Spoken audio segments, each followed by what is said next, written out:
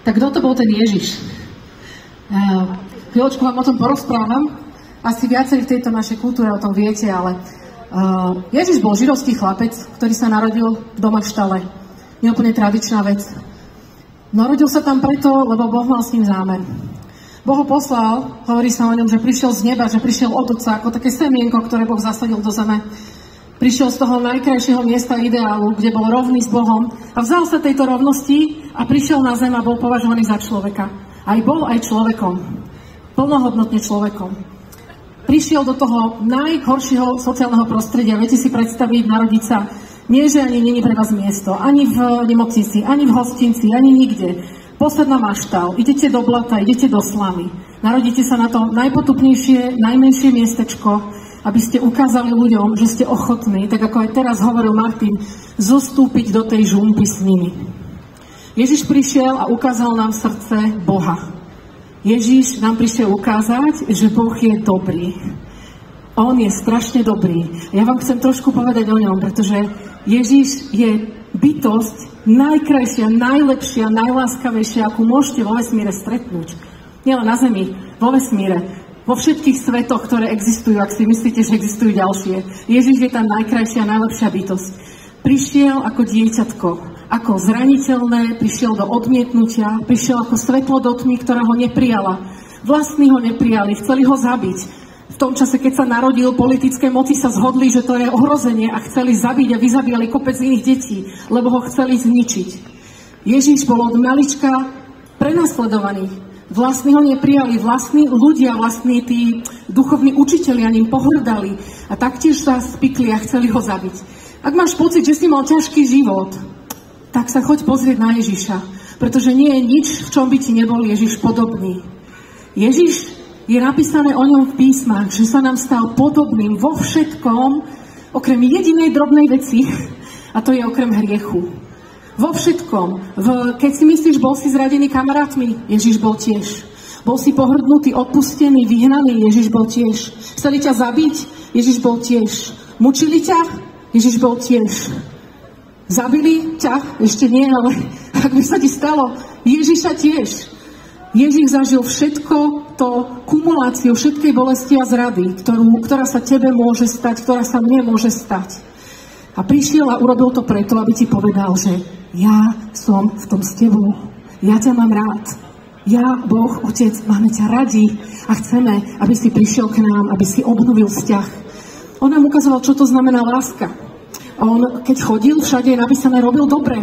Uzdravoval chorých, vyslobodzoval utlačených, zajatých, dával jesť ľuďom, ktorí nemali jesť, rozmnožil chlieb, robil zázraky, povzbudzoval zlomených srdcom. Dokonca prelamoval spoločenské normy. Hej, v tom čase až tak sa nerozprávalo so ženami napríklad. On nemal problémy rozprávať sa so ženou, dokonca s cudzinkou, dokonca o samote. Hej, prelamoval veci, ktoré neboli vôbec bežné. Dovoloval si robiť, konfrontovať zlo. Nebol len taký ňuňu, Ježiško, nebol len milý ňuňu. Ježiš bol aj veľmi silný muž. Ukazoval nám, že máme byť hladní po spravodlivosti a máme hovoriť voči neprávosti. Konfrontoval pokrytcov.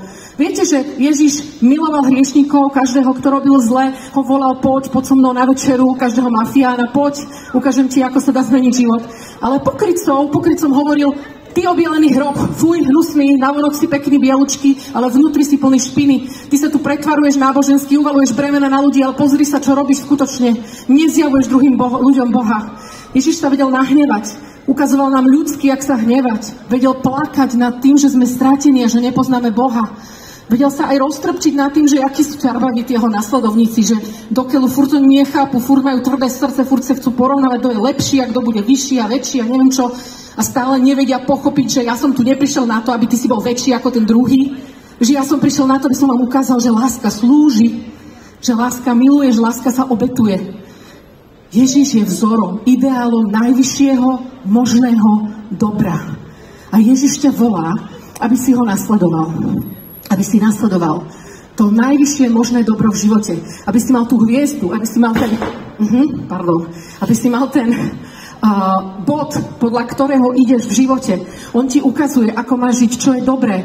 On ti ukazuje, čo je milosrdenstvo. Hovorí ti, že je lepšie dávať ako brať, že je lepšie odpúšťať ako sa mstiť. Hovorí niektoré veci, ktoré sa ti možno nezdajú na prvý pohľad, ale on sám ich dokázal. Bol pokúšaný, boli mu ponúkané veci, bol mu ponúkaný hriech, čo znamená odchýliť sa od osy, odchýliť sa od toho zámeru, odchýliť sa od poslania, ktoré mu Boh dal.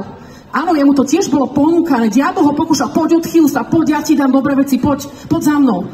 A on povedal, nie. To je jediná vec, ktorej nám nebol podobný. Že nepovedal diablovi, hej, áno, dobre, daj, vymením, urobím trade. On ten trade nevymenil.